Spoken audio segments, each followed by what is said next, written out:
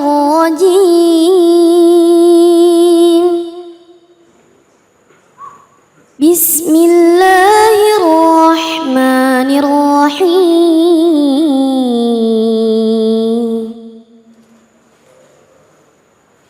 أحل لكم ليلة الصيام الرفث إلى نسائكم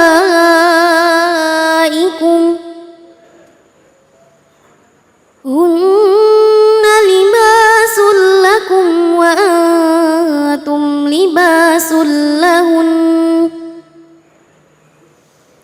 علم الله أنكم كنتم تختانون أنفسكم فتاب عليكم وعفى عنكم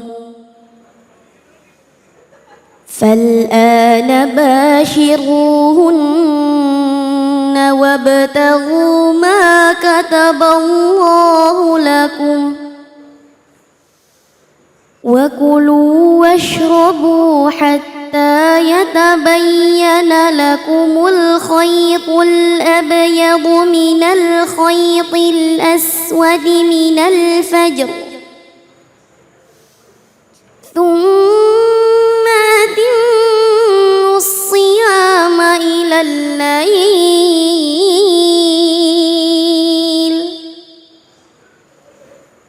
ولا تباشروهن وأنتم عاكفون في المساجد تلك حدود الله فلا تقربوها كذلك يبين الله آياته للناس لعلهم يتقون صدق الله العظيم. Maha benar Allah dengan segala firman-Nya, Iqra'ul Quran fa innahu ya'ti yaumal qiyamah syafi'an li ashabi. Bacalah Al-Quran, maka insyaallah Al-Quran yang kita baca akan menjadi syafaat di yaumil qiyamah. Amin ya rabbal alamin. Terima kasih kepada Ustazah Natasya yang Masya Allah suaranya begitu merdu, begitu indah dan menambah daripada iman kita dalam melaksanakan ibadah puasa hari ini. Alhamdulillah. Kembali lagi di Cahaya Hati Indonesia. Masih semangat ibu-ibu semua? Masih. Bapak-bapak tadi pagi sahur apa anda? Sahur. Ibu-ibu? Pantas ternyata semangatnya luar biasa. Alhamdulillah. Begitupun pemirsa, mudah-mudahan yang ada di rumah semuanya tadi bisa melaksanakan ibadah sahur. Amin ya robbal alamin. Baik, kali ini kita akan mendengarkan kajian tafsir dari guru kita Ustadz Sukron Ma'mun. Beliau akan membahas surah Al-Baqarah ayat 187. Terima kasih, silahkan guru. Assalamualaikum warahmatullahi wabarakatuh. Waalaikumsalam warahmatullahi wabarakatuh. Alhamdulillah, alhamdulillahilladzi ja'alal ilma taharatan lin nufus wa nuran lil basair wa hadiyan ilal jannah. Allahumma salli ala sayyidina Muhammad wa ala ali sayyidina Muhammad sayyidil insi wal jan wa ala alihi wa ashabihi ulil ilmi wal irfan, amma ba'd. Hadirin hadirat as'adakumullah hayatakum. Alhamdulillah, pada kali ini kita masih dapat bermuajahah di masjid yang insya Allah penuh barakah ini. So'imin, so'imat, rahimakumullah. Dalam kajian tafsir ayat 187 surah Al-Baqarah, sebenarnya ini adalah asbabun nuzulnya. Asbabun nuzul itu ada dua. Ada sababi, yang itu riwayatan, dan ada juga yang istihadi. Tapi ini yang riwayatan. Karena menurut mayoritas ulama ahli sunnah, tafsir yang diterima itu adalah tafsir birriwayah. Dalam ayat ini, riwayatnya kenapa demikian? ada turun ayat uhillalakum lailatas syiyamir rafathu ila nisaikum sampai akhir. Dulu puasa itu zaman awal Islam, orang puasa itu bukan seperti saat ini. Kalau kali ini puasa dimulai fajar shodiq.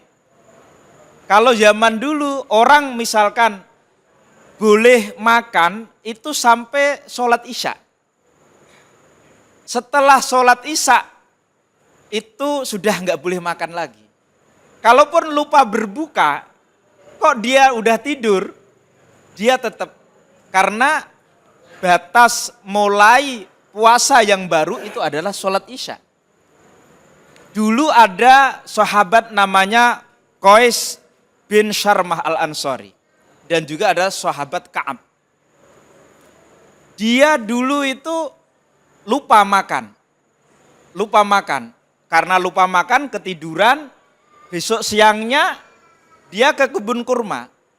Kemudian pingsan, lapor ke Rasulullah Shallallahu Alaihi Wasallam. Ini riwayat dari Abu Hayyan dalam kitab Al-Bahrul Muhit. Akhirnya datanglah ayat ini. Akhirnya puasa itu dimulai fajar shodiq. Seperti itu. Sedangkan dalam tafsir Ibnu Katsir, ayat 187 ini bentuk rukhsah atau keringanan.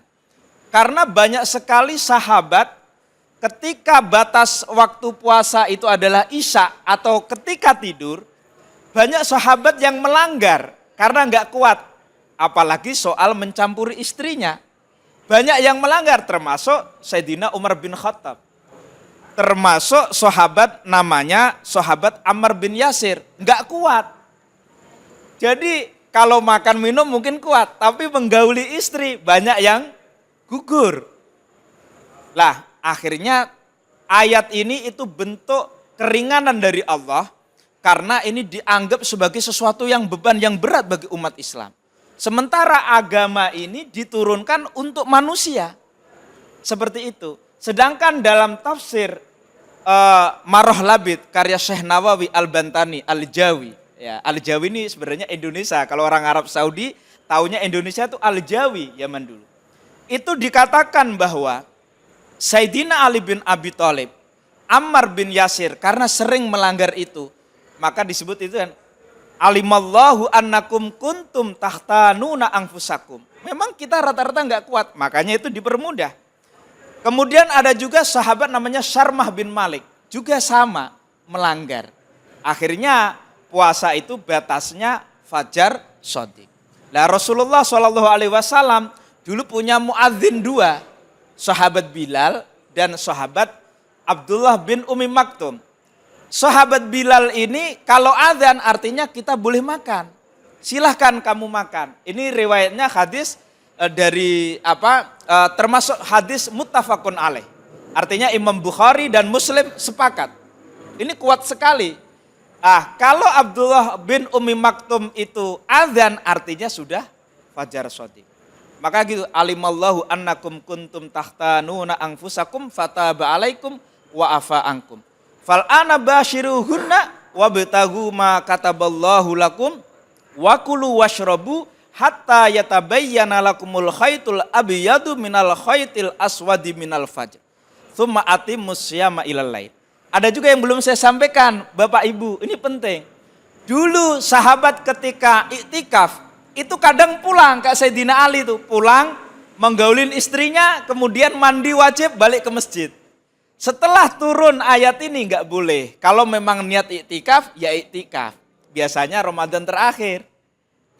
Bapak Ibu, para ahli puasa, semoga semua amal ibadah puasa kita diterima. Dengan surat Al-Baqarah ayat 187, puasa kita sekarang lebih ringan. Dimulai fajar shodiq sampai tenggelamnya matahari. Semoga ini bermanfaat. Wallahul muwaffiq ila aqwamit thoriq. Wassalamualaikum warahmatullahi wabarakatuh. Waalaikumsalam warahmatullahi wabarakatuh. Masya Allah, tabarakallah. Terima kasih Ustadz Sukron Makmun yang luar biasa. Beliau membahas dan memaparkan tentang ayat 187 kepada kita semua. Agar tentu ini bisa mempertebal pengetahuan kita dalam beribadah puasa. Amin ya Rabbal. Baik, mungkin dari Bapak Ibu semua ada yang mau bertanya sama guru kita, silakan. Nah, Masya Allah banyak, saya pilih yang di depan aja lah. Silakan Mas. Assalamualaikum Mas. Assalamualaikum warahmatullahi wabarakatuh, Ustadz. Waalaikumsalam warahmatullahi wabarakatuh. wabarakatuh. Jadi Pak Ustadz, kita kan kalau puasa kan diharuskan untuk sahur meskipun hanya segelas air, seteguk air. Apabila kita di tengah-tengah berpuasa tidak enak badan, apakah kita harus membatalkannya atau tetap dipaksakan, Ustadz? Baik, terima kasih Masya Allah. Terima kasih, silahkan guru. Terima kasih, ini pertanyaan yang bagus sekali. Kalau namanya orang sakit, kita boleh nggak puasa? Gitu. Orang bepergian juga boleh. Famangkana minkum maridun au ala safarin fa'iddatum min ayyamin ukhar. Boleh. Ya. Jadi boleh orang sakit itu tidak berpuasa. Tetapi kalau tidak sakit, tidak bepergian, lebih baik berpuasa dan sunnah bersahur. Riwayat dari sahabat Anas bin Malik itu tasahharu fa inna fis sahuri barokah. Atau tadi disebutkan tasahharu walau bijur atimain. Meskipun dengan seteguk air. Karena tadi nanti kayak riwayat tadi Qais ya Al-Ansori tadi gara-gara nggak sahur akhirnya pingsan. Makanya sahur ini banyak keberkahan. Biasanya kalau puasa udah terakhir, terutama yang muda-muda, pada nggak mau sahur gitu. Padahal ibunya sudah masak, istrinya sudah masak. Ini nggak bagus, mengecewakan istri, mengecewakan ibu dan juga nggak dapat kesunahan. Kira-kira itu, ge? Masya Allah, tabarakallah. Mudah-mudahan apa yang beliau sampaikan, apa yang beliau utarakan dan beliau jelaskan tambah-tambah ilmu buat kita semua. Amin ya robbal. Terima kasih banyak. Setelah ini kita akan dengarkan tausiah dari guru kita Sayyid Alwi Assegaf. Jangan kemana-mana, tetap di Cahaya Hati.